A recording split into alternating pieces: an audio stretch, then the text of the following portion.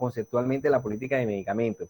Pues se habla o se tiene como visión o como objetivo principal que la salud es un derecho humano, ¿cierto? Y eso está donde, ¿recuerdan en qué parte está consignado eso de que la salud es un derecho humano? ¿Se acuerdan? También lo hablamos en la clase pasada. Específicamente, ¿dónde está? En la Constitución. En la Constitución, ¿verdad? Perfecto, buen aporte. Gracias. ¿Quién me dijo eso? Bueno, Listo, la Constitución, ¿verdad? Claro, ahí está especificado claramente, dice que la salud es un derecho. Ok, entonces el acceso al ciudadano de la salud, que incluye el acceso a los medicamentos esenciales, es un requisito previo para que pueda ser efectivo ese derecho. Es decir, la salud es un derecho humano y por supuesto para tener salud se necesita tener un acceso a esos medicamentos. Entonces ya aquí se habla de qué? De acceso a los medicamentos esenciales. Ok, ¿y qué serán esos medicamentos esenciales? ¿Quién sabe? ¿Quién ha escuchado algo de eso? Medicamento esencial.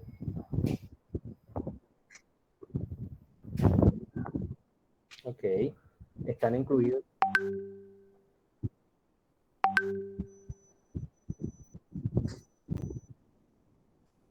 Bueno, acuérdate porque no te voy a decir la palabra. Cuando te acuerdes me vas a decir, vale. Ok, ok, listo. Ok, entonces precisamente es eso. Esos medicamentos en el cual el comité se reunió, hizo un estudio y verificó, y precisamente el nombre lo dice, ¿verdad? Medicamento esencial. Es el esencial, ¿ok? Es lo más básico. Y cubriendo todas esas enfermedades que mi amiga me va a decir por ahí ahorita la palabra, ¿cierto? Todas esas enfermedades que cubren eso. Entonces, precisamente, ahorita creo que ya no se exige que el medicamento esencial tenga su identificación, pero antes uno identificaba medicamento esencial por franja de color que, ¿quién se acuerda? Verde, ¿verdad? Medicamento esencial, franja verde. Medicamento de control, franja violeta. Pero ya, ¿cómo? Eso, exacto, exacto, precisamente. Entonces, yo sí sé que la violeta ya no es obligatorio, porque la legislación ya lo dijo, ya lo quitó. De lo esencial todavía no estoy muy seguro. No sé si de pronto alguien sepa. Lo esencial creo que ya no es necesario que tenga la franja verde de medicamento esencial. Pero es precisamente eso, gracias por ese aporte. Es precisamente eso, esos medicamentos que, como el nombre lo indica, son esenciales y son los que hacen parte del plan obligatorio de salud. Es decir, aquellos que estamos afiliados a un régimen, ¿cierto? A un régimen contributivo o inclusive subsidiado, tenemos acceso a esos medicamentos, ¿cierto? A esos medicamentos esenciales. Miren, yo les quiero contar como algo que de pronto tiene un poquito de relación con esto, pero una anécdota que yo tengo, algo que me pasó a mí personalmente, cuando yo trabajaba en una de las clínicas aquí en Barranquilla, hace muchos años, cuando yo trabajaba en el servicio farmacéutico. Resulta que entra un paciente, no voy a decir ahorita, no voy a decir nombre porque no voy a decir nombre aquí, futbolista, futbolista de un equipo aquí con nuestro Junior, eso voy a decir que era futbolista del Junior. Entró a una cirugía, me acuerdo que yo tanto un sábado en la tarde, yo estaba de turno, hacerle artroscopia. La artroscopia es una cirugía de rodillas, ¿cierto? Donde pues hacen una limpieza porque hay inflamaciones, etcétera. El paciente entra a cirugía y yo lo que creo que pasó, es lo que yo creo, que de pronto hubo un mal cálculo de anestesia o de pronto el paciente reaccionó mal a la anestesia. El asunto, y les cuento que yo estaba en turno y me llama el anestesiólogo del servicio farmacéutico y me dice, Rafael, yo necesito unas ampollas de viperideno. El viperideno resulta que es un anticonvulsivante, ¿cierto? Pero no está incluido dentro del POS. El viperideno que está incluido dentro del POS es viperideno tableta. Bueno, yo estoy hablando de hace años. No sé si de pronto alguien ahora entra ahí y encuentre viperideno ampolla y me vaya a decir, ¿por qué profesor tan mentiroso este? Le hablo en ese momento. No sé si está incluido ahora el viperideno ampolla como medicamento esencial o si está incluido dentro del POS. Bueno, resulta que no, yo le digo, no médico, la verdad es que viperideno no está incluido dentro del POS. Yo no estoy autorizado para entregar un medicamento que no esté incluido dentro del POS. Es precisamente porque cuando uno trabaja en un servicio farmacéutico de una IPS, uno se evita las glosas, así se llama glosa. ¿Quién sabe qué es una glosa?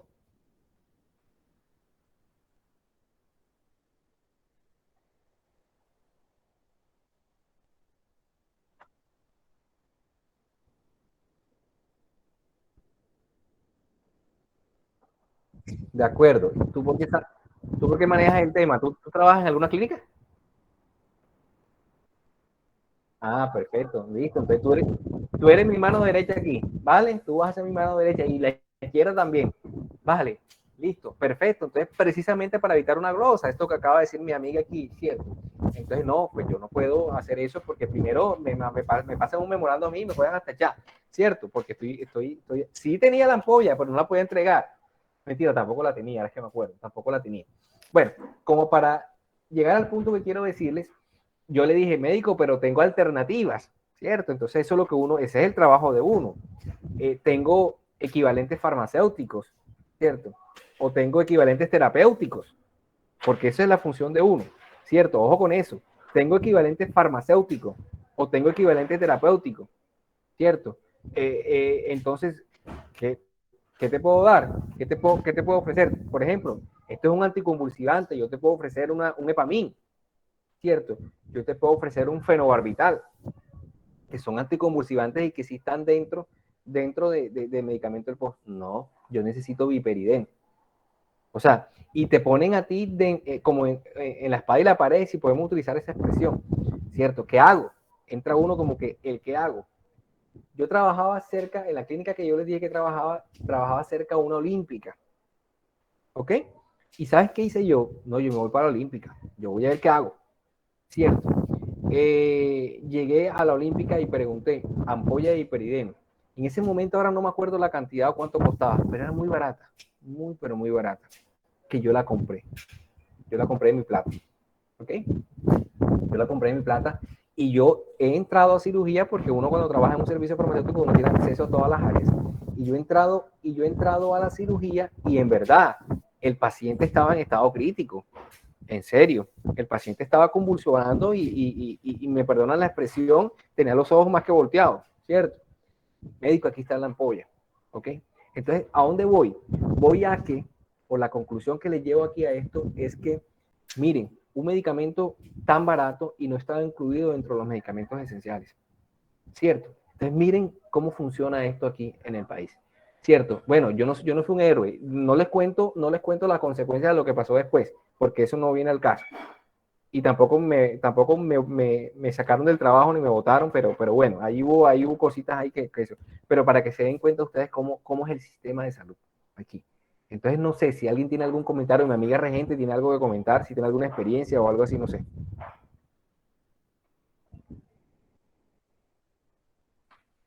¿Cómo dice, perdón? Ok,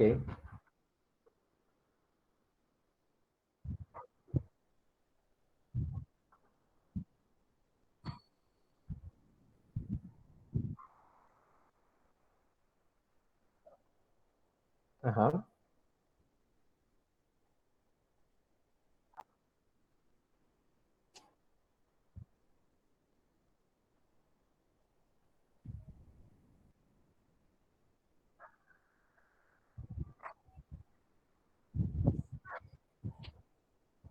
¿Cómo así? Grave,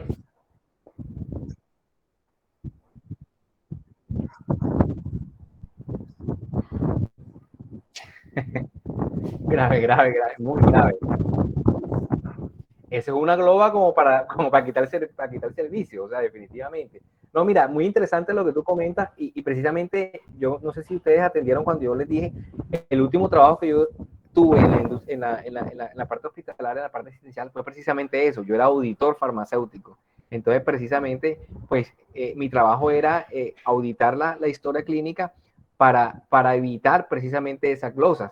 Entonces, precisamente trabajaba de la mano con el auditor médico porque es que precisamente primero auditaba yo mi historia clínica de toda la parte farmacéutica, ¿cierto? Verificaba que la enfermera hubiese prescrito, perdón, prescrito no, que hubiese solicitado el servicio farmacéutico lo que el médico prescribió, que mis compañeros de arriba hubiesen, eso es lo que tú dices ahora, precisamente lo del pitocin, mira, que mis compañeros de arriba hubiesen entregado, ¿cierto?, lo que la enfermera solicitó, que la enfermera hubiese aplicado lo que en verdad el médico prescribió, y también que si no se le aplicó, que se hiciera una devolución para que todo cuadrara, ¿cierto? Dependiendo del régimen de dosificación y todo lo demás, ¿cierto? Y por supuesto, si yo veía en un paciente una ampolla de pitocin, oh, ven acá, ¿cómo así? O sea, ¿esto qué significa? ¿Cierto? Todas esas cosas hacían parte de trabajo muy, pero muy interesante como auditor farmacéutico. Pero sí, miren todos los casos que pueden suceder o que pueden pasar. Vale, muchas gracias por ese aporte, mi amiga. Entonces, bueno, ya sabemos que entonces los medicamentos son un bien social, definitivamente, son un bien social. Sin embargo, bueno, las reglamentaciones son las reglamentaciones y se deben cumplir, ¿cierto? Entonces, precisamente, esa política farmacéutica nacional está enmarcada en qué? En esa cobertura de universalidad de salud, ¿cierto? Siempre lo que debe primar aquí es eso, es que el paciente tiene un derecho, que la salud está consagrada como un derecho humano. Ok, bueno, entonces esa política farmacéutica nacional entonces es un compromiso con unos objetivos y una guía de acciones, ¿cierto? Por su implementación, ya sea a mediado o a largo plazo. Y por supuesto va a expresar y priorizar las metas, como les dije, a mediano y largo plazo, establecidas por ese sector farmacéutico, y además va a identificar diferentes estrategias para poder conseguirlas o para poder alcanzarlas. Entonces, en un sentido más amplio, la política farmacéutica nacional debe promover, entonces, ¿qué? Ese problemita que vimos allá de inequidad. Por supuesto, con la política farmacéutica, lo que se debe promover es a la equidad.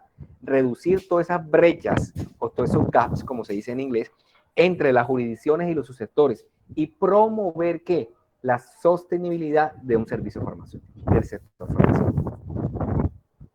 Entonces, conociendo todo esto, podemos definir una política farmacéutica como un compromiso que tiene uno o varios objetivos y la guía de acción, cómo se va a implementar.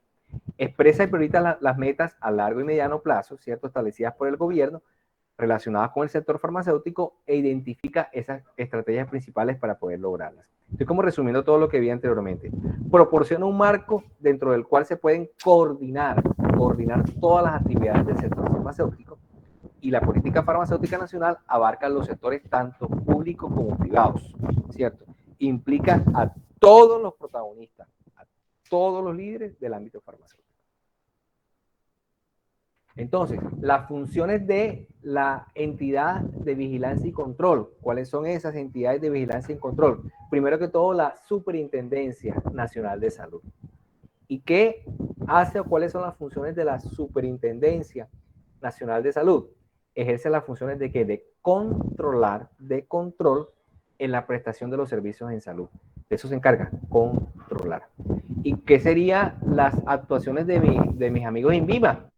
¿Cierto? El INVIMA, por supuesto, tiene una tarea importante, tiene una tarea muy específica, muy importante, y es que recuerden, debe vigilar cumplimiento de regulaciones en cuanto a la fabricación, pero no solo fabricación, sino también comercialización de los productos farmacéuticos. Y también, por supuesto, echarle ojo, vigilar toda la elaboración de las preparaciones. ¿Okay? No solo a los laboratorios farmacéuticos, sino que pueden haber otro tipo de preparaciones magistrales, extemporáneas, cualquier otro tipo de preparaciones farmacéuticas. ¿Cierto?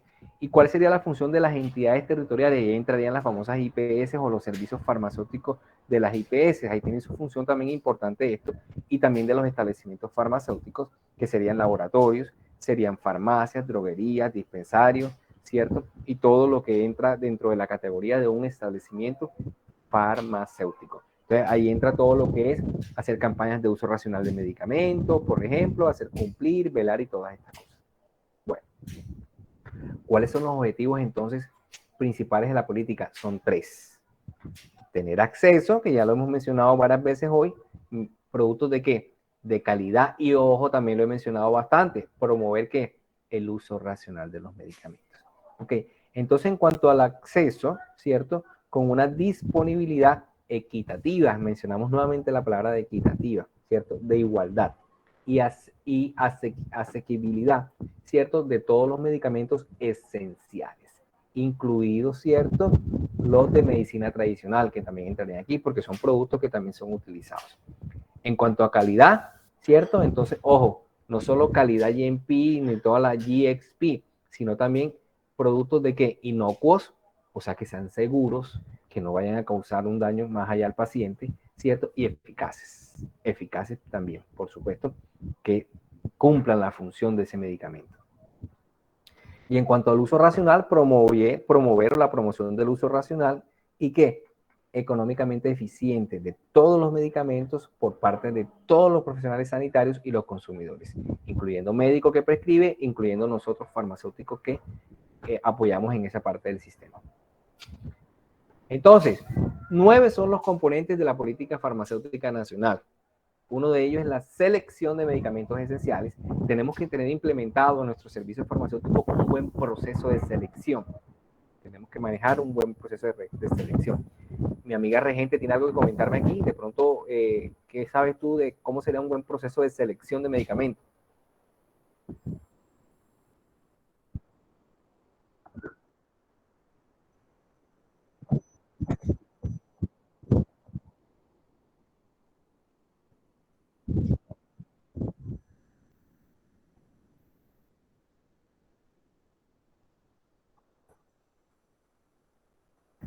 Importante, gracias por ese aporte. Hay que tener un listado básico de medicamentos, ¿cierto? Donde vamos a tener el listado de nuestra institución que tenga el listado básico de medicamentos y donde vamos a tener cifras, ¿cierto? Donde vamos a tener de pronto un CARDES, pues no sé, hasta ahorita yo no alcancé a manejar CARDES manuales, pero lo ideal es que tener un CARDES, ya sea manual o un sistema que me permita que alertarme, ¿cierto? Cuando ya estoy quedándome sin unidades allá en mi servicio farmacéutico, ¿cierto? Con el fin de poder entonces arrancar nuevamente mi proceso de selección, ¿ok? ¿Mediante qué? Mediante ese listado básico de medicamentos.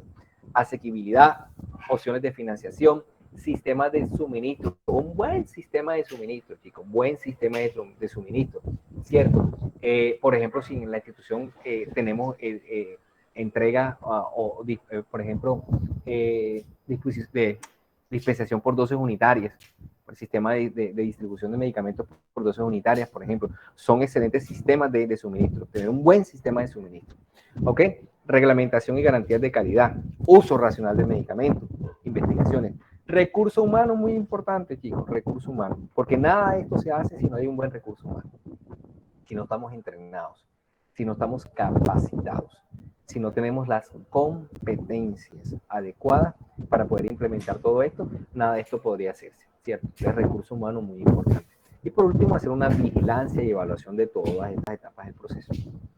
Bueno, entonces son 10 puntos importantes y esenciales de la política farmacéutica nacional. Primero, tener información confiable, oportuna y pública, ¿ok?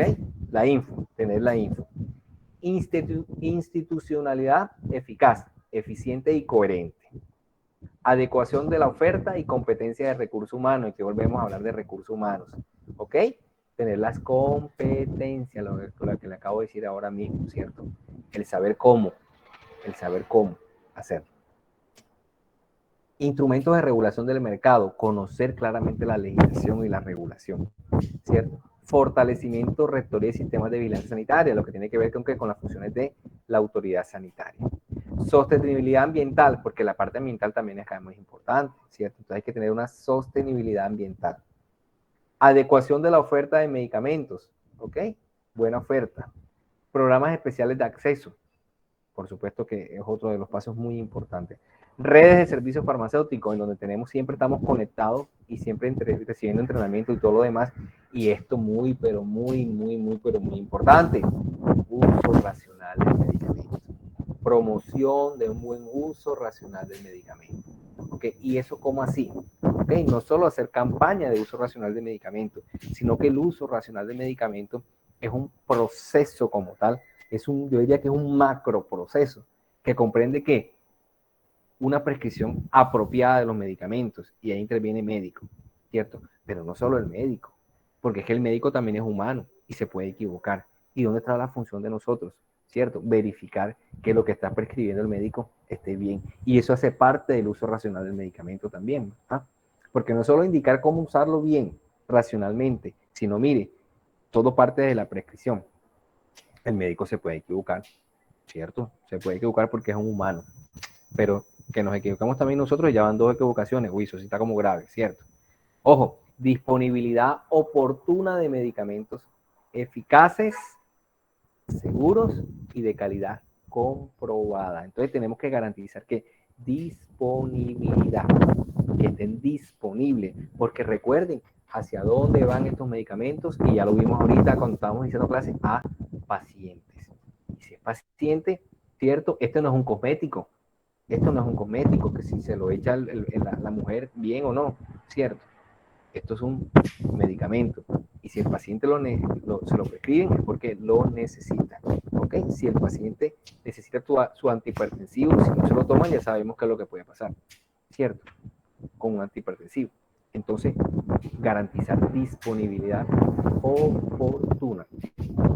Oportuna. Y yo que trabajé en servicio farmacéutico, le puedo mostrar con experiencia que yo, en serio, yo les voy a confesar cómo me sentía yo cuando un paciente llegaba, cuando era por atención, por consulta externa, cuando un paciente llegaba a reclamar su tratamiento de antihipertensivos, por ejemplo, y me tocaba decirle no hay, no tengo, ¿cierto? No hay, no tengo. Yo me ponía en el lugar del paciente y yo decía, Dios mío, o sea, ¿esto qué es? ¿Cómo así? ¿Cómo así que no tengo? ¿Cómo así que no hay? Claro, y no dependía de mí, porque así como dijo mi compañera, existe un comité, existe un departamento de compra que es el que gestiona, ¿cierto? Y es el que compra, es el que me trae. Pero hay un comité, o de pronto inclusive más arriba del departamento de compra está el gerente, que es el que la autoriza, que es el que le paguen a esos laboratorios, a ese sistema de suministro de medicamentos. Entonces, todo es una cadena, pero por supuesto que uso racional significa eso, tener disponibilidad también oportuna de medicamentos. Miren, era tan triste que a veces el paciente me decía, me voy a morir, te voy a jalar la pata. ¿Se imaginan que le digan a uno eso? ¿Cierto? ¿Se imaginan? ¿Ustedes se imaginan? Tremendo, grave. Entonces, tener una buena función es precisamente garantizar que haya una disponibilidad oportuna de esos medicamentos. ¿Ok? A la mejor que relación costo-beneficio, porque aquí por supuesto se tiene que hablar del costo-beneficio en condiciones de conservación. Entonces miren por dónde va uso racional. No es solamente lo que uno piensa si escucha la palabra uso racional, bueno, yo voy a enseñar que haya un buen uso racional. No, miren lo que está implícito. Prescripción, disponibilidad, ¿cierto? Oportuna. ¿De qué? De medicamentos eficaces, seguros y de calidad comprobada, ¿cierto? Costo-beneficio. Ojo, condiciones de conservaciones adecuadas, almacenamiento, conservación y almacenamiento, ¿ok? A veces pues yo por ahí tengo esta clase armada cuando yo la daba por allá en la institución donde yo trabajaba antes, y uno se encontraba que esas neveras donde se almacenan los medicamentos que deben ser refrigerados, pero ahí se utilizaban para todo, menos hasta para guardar la jarra del jugo, ¿cierto? Ahí estaba la nevera y se guardaba todo eso y entonces era refrigerado y resulta que la nevera no le servía como que la unidad y era el pedazo de hielo así, y entonces eso no eran 4 grados centígrados y eso no era, mejor dicho, qué temperatura. Entonces, una correcta conservación y almacenamiento de los medicamentos, porque nosotros podemos romper esa cadena de almacenamiento si no le damos un almacenamiento adecuado, si no hacemos los controles, si no hacemos control de variables importantísimas en un servicio farmacéutico donde haya medicamentos importantísimas que debemos controlar: temperatura y humedad, ¿cierto? Enemigos número uno de los medicamentos, ¿cierto? Porque hay medicamentos termolábiles, ¿cierto? Hay medicamentos higroscópicos. Entonces, buen control de temperatura y humedad, ¿cierto? Aparte, también controlar condiciones microbiológicas, bien almacenados en estiva, como debe ser, y todo lo demás. Entonces, fíjense todo lo que encierra uso racional de medicamentos. No solo es indicar cómo usar y que se debe usar bien. No, miren por dónde vamos ya. Conservación y almacenamiento. Dispensación. Un buen proceso de dispensación, acompañado de una atención farmacéutica, una buena atención farmacéutica, ¿cierto? Entonces, dispensación, y existen ya buenas prácticas de dispensación, ¿cierto? Entonces, miren todo lo que envuelve o enmarca un uso racional de medicamentos. Y, por supuesto, administraciones adecuadas. Pero más que administración está en que si es intrahospitalario, el paciente está dentro de un hospital, eso está más ligado a las enfermeras, que son las que se encargan de la administración. Pero si no, si es un paciente por allá por consulta externa, entonces dar buenas prácticas de cómo administrar adecuadamente ese producto. Bueno, preguntas hasta ahora, cuéntenme.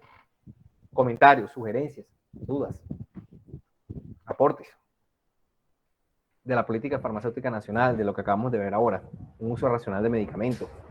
Y se pueden hacer campañas, claro que se hacen campañas para un buen uso racional de medicamentos. A ver, ¿quién me quiere dar algún aporte? Antes de seguir, comentar algo. Decir algo. Mi amiga regente, mi mano derecha e izquierda.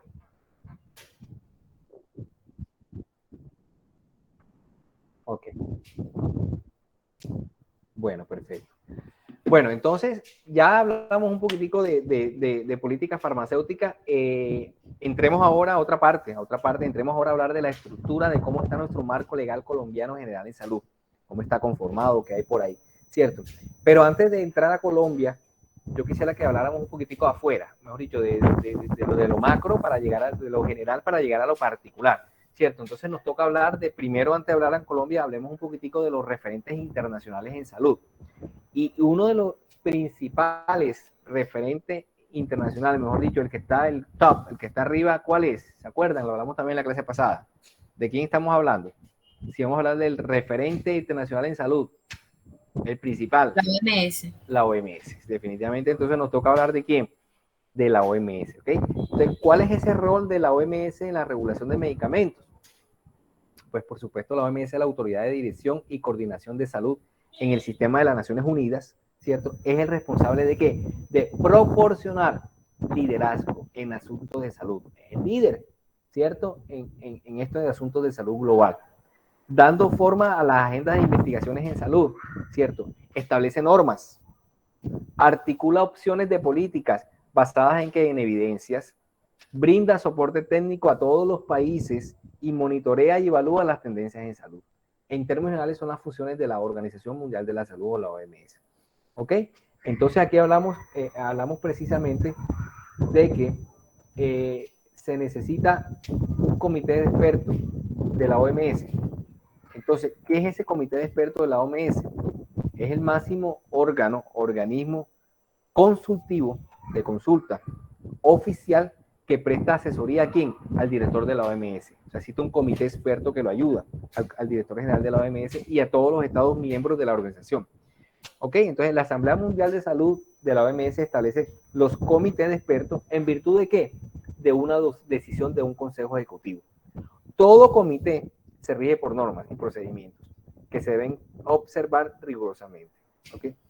En las sesiones de los comités de los expertos de la OMS, la participación puede ser de diversos tipos, ¿cierto? Los cuadros de la OMS, los expertos, seleccionan a los asistentes que participarán en calidad de miembros, también asesores temporales y también observadores, porque también hay observadores, ¿no? Hay unos que, pues dicho, que tienen, y los observadores que no tienen ni voz ni voto, simplemente van a observar, van a escuchar cuál sería la decisión de ese comité de expertos, ¿ok? En particular, o todos estos miembros del comité de expertos son organizaciones internacionales, organizaciones no gubernamentales, asociaciones profesionales, todos hacen parte de ese comité de expertos. Es decir, son los que le brindan como la asesoría al director general de la OMS para tomar una decisión de un caso específico. Entonces aquí tenemos la sede de la Organización Mundial de la Salud en Suiza, aquí están para que la conozcan, ¿cierto? Ahí está la sede de la OMS. Bueno, si seguimos entonces también en la clase pasada alguien preguntó, pero ¿y la OEPS qué? Ok, la OEPS es la Organización Panamericana de la Salud, ¿cierto? Entonces la OEPS es un organismo internacional también de salud pública, tiene 100 años de experiencia y dedicado ¿qué? A mejorar la salud y las condiciones de vida de los pueblos de las Américas. De los pueblos de las Américas hacen parte de la OMS, de la OEPS, perdón. OMS a nivel mundial. Ok, entonces esta entidad goza de reconocimiento internacional como parte que es del sistema de las Naciones Unidas y actúa como una oficina regional para las Américas, ¿ok? Regional para las Américas de la OMS, ¿ok? Entonces sería como que sí, como que una sucursal de la MF solamente para regional, la parte regional de las Américas, ¿ok? Entonces, dentro del sistema interamericano es el organismo especializado en salud, ¿cierto? Pues es el líder de nosotros. Por supuesto que está ligado a la OMS, a la Organización Mundial de la Salud. Aquí tenemos la sede, queda en Washington, la Organización Panamericana de la Salud, ahí están para que la conozcan también, ahí está la sede de la OPS.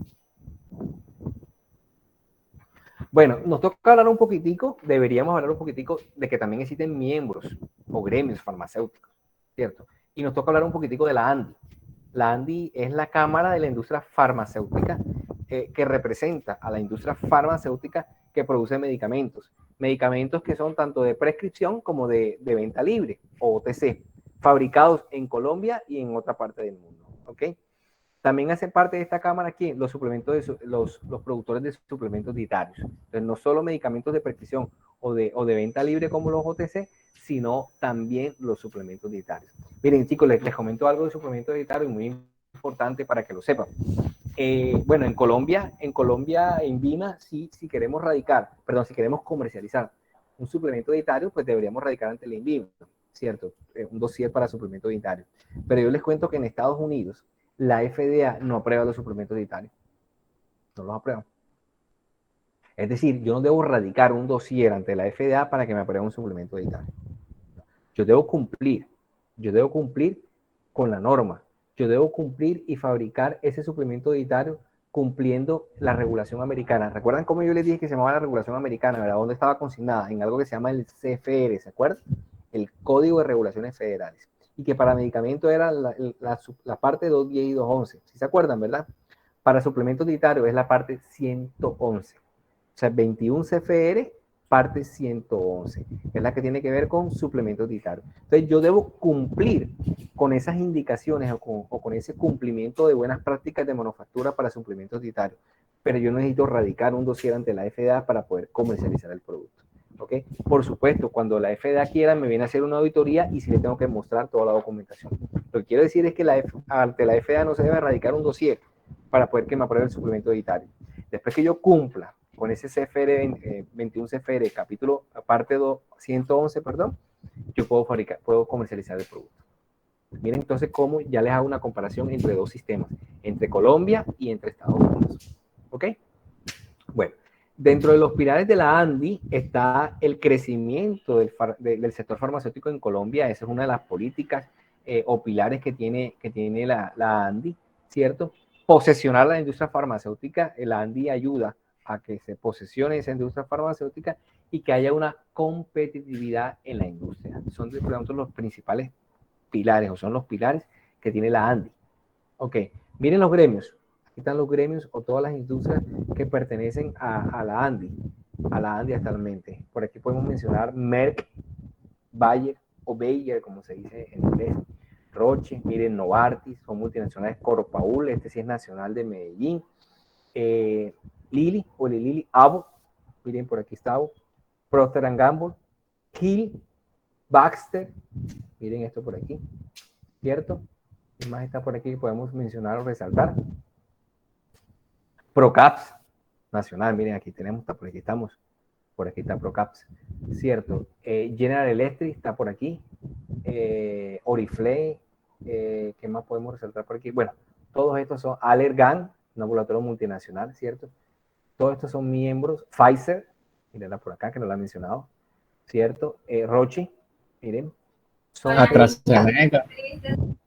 Ok, AstraZeneca está por aquí, perfecto. AstraZeneca, otra Tecnoquímica. La Francol, miren aquí, un laboratorio también nacional, ¿cierto? ¿Por dónde está Tecnoquímica? No lo he visto, pero debe estar aquí. Mira, aquí está, Tecnoquímica, claro que sí. Tecnoquímica está por aquí. Genoma Lab, por aquí está también, ¿cierto? Entonces, miren, todos estos son laboratorios que hacen parte del gremio farmacéutico que pertenecen a la ANDI. Miren, y la ANDI, con todo su gremio, tienen comisiones o tienen grupos de trabajo. Ellos se organizaron y delegaron una función para cada industria farmacéutica. Se encargan de liderar esa parte o ese trabajo que tiene la ANDI en estas comisiones de grupo de trabajo. Por ejemplo, Merck está encargado de la comisión de acceso, es decir, subcomisión de enfermedades huérfanas, subcomisión de productos biotecnológicos. ¿Qué sabemos de enfermedades huérfanas? ¿Quién me ayuda? ¿Qué es una enfermedad huérfana? ¿Qué saben de enfermedades huérfanas? ¿Aquellos que no tienen madre y padre? No, son enfermedades que pues no hay mucha información sobre ellas, no hay tratamiento para esas enfermedades. O sea, enfermedades raras, ¿verdad? Uy, Sí, como la endometriosis. 1, 2, 3, 4, 5 pacientes se pueden encontrar con los dedos pacientes que tengan esa enfermedad, ¿cierto? Porque Es muy raro que se encuentren en el mundo. Son muy raros. Y entonces existen para esas enfermedades los medicamentos huérfanos, ¿cierto? Los medicamentos huérfanos, que son pues los indicados para ese tipo de enfermedades raras. Y miren, yo les voy a contar, por lo menos en Estados Unidos, es un país que ellos dan subsidio, ellos dan aportes a aquellos laboratorios que se quieren meter en esa línea, porque es que yo les hago una pregunta. La industria farmacéutica, por supuesto, está formada porque hace parte del sistema de salud, ¿cierto? Porque cubre una necesidad de salud, ¿cierto? Pero también tenemos que verla como la parte comercial que es, ¿cierto? Una industria farmacéutica trabaja y funciona porque vende sus medicamentos. Y si los vende, tiene que tener una retribución. Entonces, ¿quién cree usted que se va a dedicar a un medicamento huérfano cuando solamente existen pacientes contados con los dedos de la mano? ¿Cierto? ¿Quién sería la población? Además que un desarrollo de esos productos para esas enfermedades raras generalmente son pues unos desarrollos súper complicados, ¿cierto? Porque son unas moléculas para unas enfermedades que no hay mucha experiencia. Entonces, definitivamente, ¿quién se mete a trabajar un medicamento huérfano? Muy pocas industrias farmacéuticas, ¿cierto? Entonces, precisamente por eso es que los gobiernos lanzan esos subsidios o le dan esos dineros, aportes a esas industrias farmacéuticas para que hagan investigación en enfermedades huérfanas. Entonces, eso es muy importante y eso es muy peleado, ¿cierto? Porque es que las cantidades no son nada despreciables, ¿ok? Que dan como aportes el gobierno para que laboratorios entren en este tipo de investigación. Algunos lo hacen y otros no, pero bueno, para que ustedes sepan esa parte, ¿cierto? Resulta que un laboratorio nacional muy bueno aquí, por cierto, que se llama PROCAPS, está encargado de ¿qué? De la Comisión de Reglamentación de Trámites y Procedimientos. Y ahorita les doy el detalle de qué se trata de esto específicamente. Ok, Bayer está encargado de ¿qué? De la Comisión de Autorregulación para la Transparencia. GlaxoSmithKline y Herbalife es el grupo estratégico de los medicamentos de venta libre y de los suplementos dietarios. Entonces hay una subcomisión de OTC o de medicamentos de venta libre y una subcomisión de suplementos dietarios. Novartis por acá está encargada de la comisión de comunicaciones, ¿cierto? Todo lo que tiene que ver con comunicaciones. Roche, el Comité de Sostenibilidad Financiera, en grupos estratégicos, observatorios del flujo de fondos. Hay que ver toda la parte financiera la tiene la responsabilidad Roche. Corpaur, un laboratorio aquí de Medellín, si no estoy mal, se encarga todo del grupo estratégico, miren, de la política farmacéutica nacional. Aquí está esto. Bueno, entonces miren, aquí están las diferentes tareas de todos los diferentes grupos. ¿Recuerdan cuál era el de PROCAPS? ¿Comisión de qué? De regulación de trámites y procedimientos. Entonces, ¿cuáles son esas tareas que está liderando por PROCAPS aquí en reglamentación de trámites y procedimientos? Miren esto. Análisis de brechas, análisis de gaps, se dice en inglés brechas. ¿Ok? ¿De qué? Del decreto 677 del 95. Y aquí vamos a hablar más adelante en otras clases del decreto 677, que es un decreto insignia de nosotros, de la industria farmacéutica. Entonces, precisamente, responsabilidad de PROCAPS, están viendo cómo está ese decreto 677, qué brechas hay ahí, ¿cierto? Qué fallas hay en el decreto con el fin de si es posible actualizar este decreto. ¿Ok? Además de eso, estudio comparado de mejoras prácticas de regulación sanitaria. Miren, buenas prácticas o mejoras prácticas de regulación sanitaria. Crea las mesas de trabajo entre la industria y el INVIMA para agilizar, simplificando los trámites y mejoras prácticas. Es el líder de esto, ¿cierto? Porque muchas veces en trámites hay mucha tramitología para que apruebe un medicamento. Entonces, precisamente llegar a un acuerdo con el INVIMA de cómo se puede acelerar esa revisión de esos dosieres para que pueda haber ¿qué? Más acceso a medicamentos. Recuerden, la función de la política, tener acceso a medicamentos. ¿Ok? Bueno, y aquí sí mencionamos, por ejemplo, el comité de acceso, aquí está, propuesta de actualización integral del plan básico de salud, ¿cierto?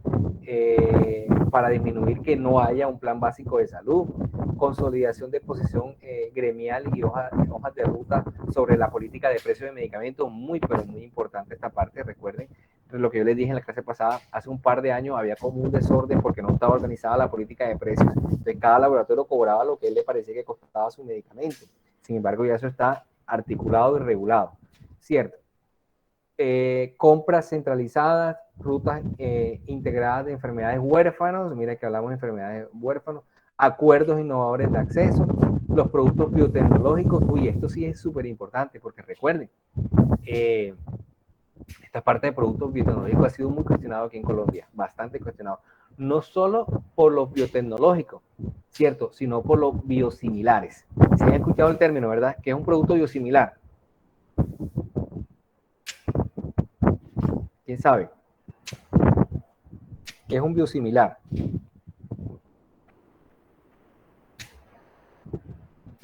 ¿Quién sabe? ¿O quién no sabe?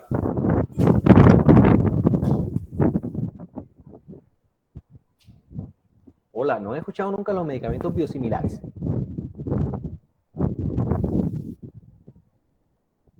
Hola. Nada, profe. Ah,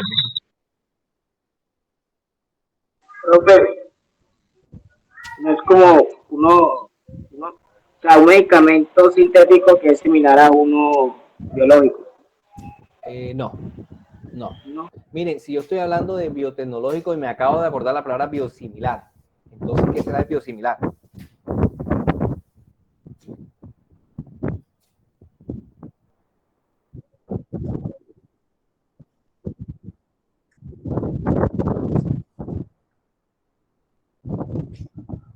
Lo que pasa es que aquí no se habla de bioequivalencia, porque yo hablo de, de bioequivalencia de un medicamento que sea genérico comparado contra un medicamento de marca.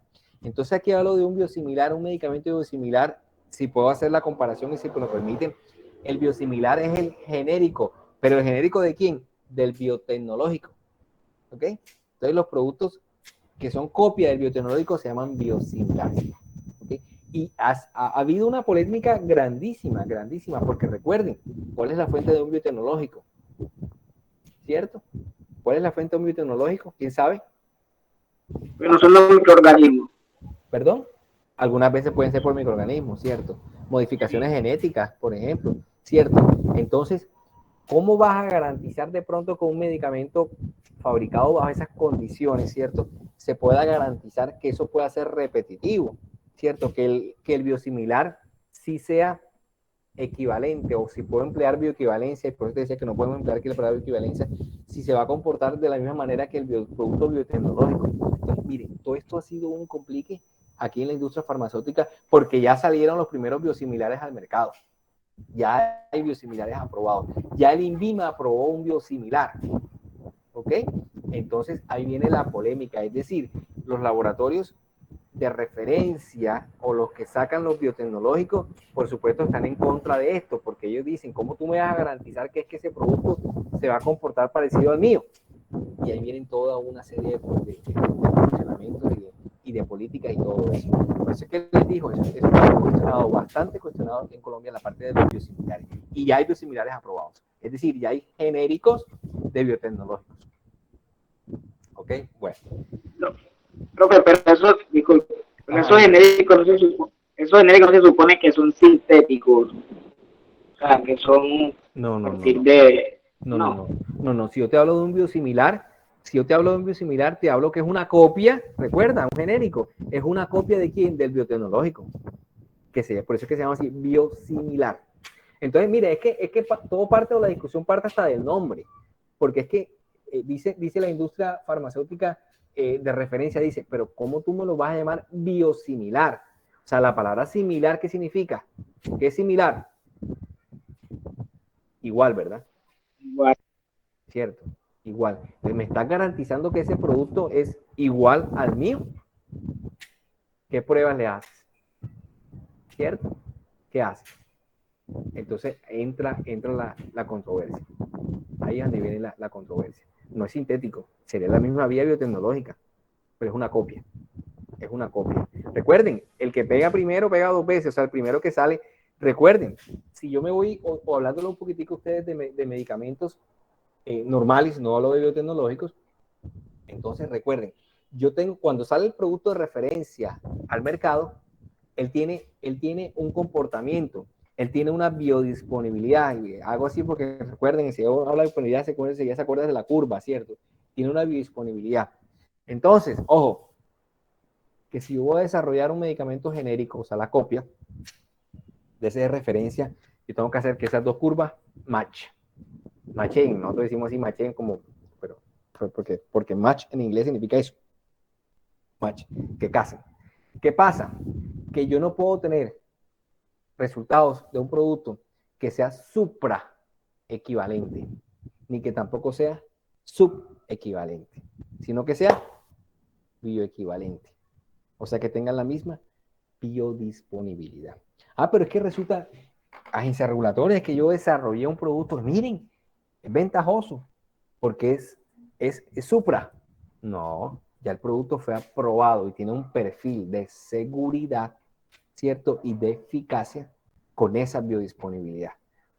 Tú no me vas a venir ahora que es que el tuyo tiene una curva más por encima. No, y tú que me garantizas, ya yo probé que ese producto estaba bien así, ¿cierto? No me decís ahora que es Supra, porque si es Supra, pues estamos más cerca que llegue a donde, a la parte, a que haya toxicidad, ¿cierto? Entonces, no, definitivamente. Si a mí me da Supra, nada, está malo, está mal desarrollado, para atrás, tiene que dar bioequivalente, no puede ser Supra. Y si da Sub, mucho menos, porque ahí sí ya la eficacia pues está cuestionada.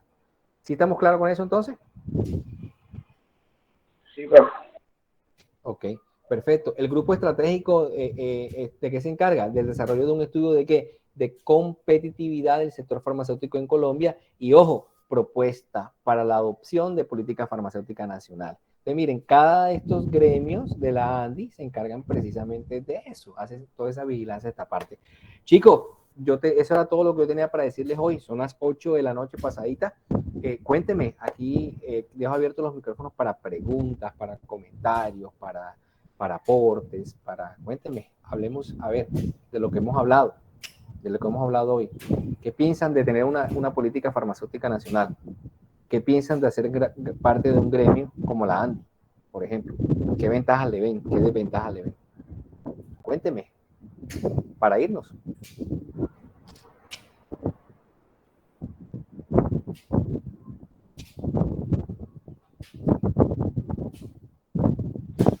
Bueno, yo, dentro de mis palabras, yo puedo decir que es muy bueno que haya una política nacional de medicamentos farmacéuticas. Como usted nos decía, básicamente su objetivo principal es como brindar y promover el buen uso de los medicamentos, la calidad y el resto, porque anteriormente, como usted lo decía, pues se presentaban estas, digamos, estas irregularidades. Entonces, bueno, de que se haya implementado ese plan nacional para darle seguimiento a esto, con el fin de que las personas necesitadas de medicamentos puedan acceder a ellos. De acuerdo, perfecto. Gracias por ese aporte, Edwin. Resumiste de pronto todo lo que alcanzamos a estudiar aquí en la política. ¿Algún otro aporte? ¿Algo que decir? ¿Quién me ayuda?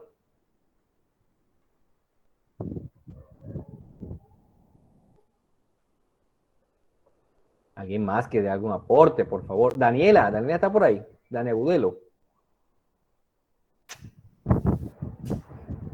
Se nos fue Dani. Si se nos fue Dani, hay que ponerle falla.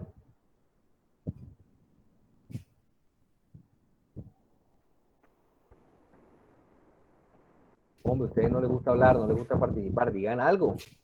Mi amiga de Monpós, que hace mucho calor por allá, para que se te quite el calor, cuéntame, ¿algún aporte?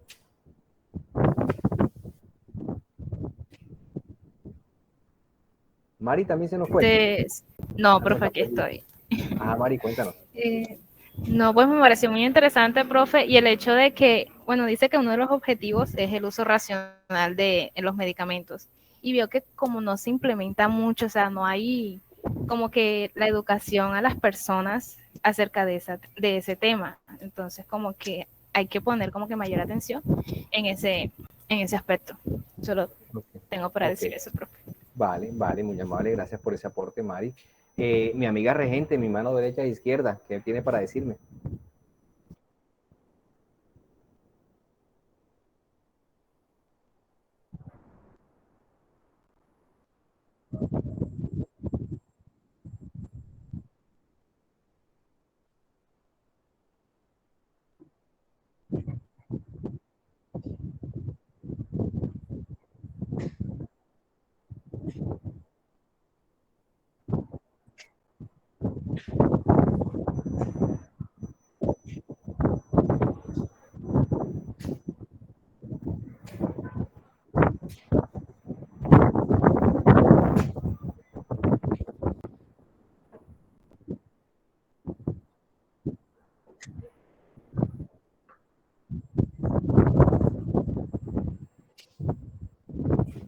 De acuerdo, gracias, mi amiga Edith, por esos aportes. ¿Alguien quiere más aportar algo? Ya lo último para cerrar, para irnos a descansar, 8:05 de la noche.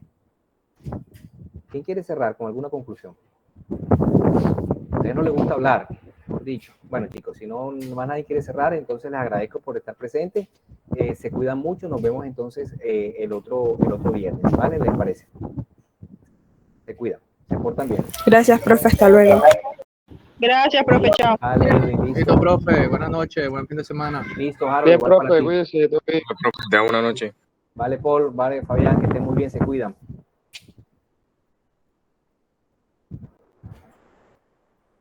Gracias, la Lisa, sí, la Lisa te llamas, sí, igual.